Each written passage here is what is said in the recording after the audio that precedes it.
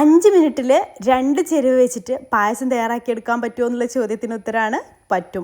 ഈ ഒരു ബൂന്തി ഗീർ ഉണ്ടെങ്കിൽ നമുക്ക് അടിപൊളിയായിട്ടുള്ള ഒരു പായസം തയ്യാറാക്കിയെടുക്കാം. ഇപ്പോൾ വൈറലായിട്ടുള്ള ലഡു പായസമാണ് നമ്മൾ തയ്യാറാക്കിയെടുക്കുന്നത്. അതിന് വേണ്ടിയിട്ട് നല്ല ഗീ ലഡു തന്നെ എടുക്കുക കേട്ടോ. നമ്മൾ ഓയിലുള്ള ലഡു ഒന്നും എടുക്കരുതേ. അപ്പം ഗീ ലഡു വാങ്ങിച്ചിട്ട് അത് ഇതുപോലെ നന്നായിട്ട് പൊടിച്ചെടുക്കുക. 4 5 എടുക്കുക കേട്ടോ. അതിലേക്ക് 2 കപ്പ് പാൽ ഒഴിച്ചു കൊടുക്കുക. അതിനുശേഷം ഇത് നമുക്ക് നന്നായിട്ടൊന്ന് തിളപ്പിച്ചെടുക്കണം. ഒരുപാട് സമയം തിളപ്പിക്കേണ്ട ആവശ്യമില്ല.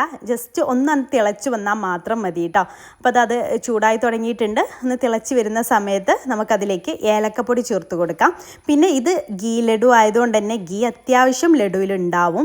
പിന്നെ നമുക്ക് വേണമെന്നുണ്ടെങ്കിൽ മാത്രം കുറച്ച് ഗീ എടുത്തിട്ട് അതിലേക്ക് അണ്ടിപ്പരിപ്പ് മുന്തിരിയൊക്കെ ഒന്ന് റോസ്റ്റ് ചെയ്തും കൂടി ഇട്ട് കൊടുത്താൽ നമ്മുടെ പായസം റെഡി. ഇത്ര പണിയുള്ളൂ കേട്ടോ. അപ്പോൾ അത് നന്നായിട്ട് തിളച്ച് വന്നിട്ടുണ്ട്. ഇനി നമുക്ക് ഫ്ലെയിം അങ്ങ് ഓഫ് ചെയ്യാം.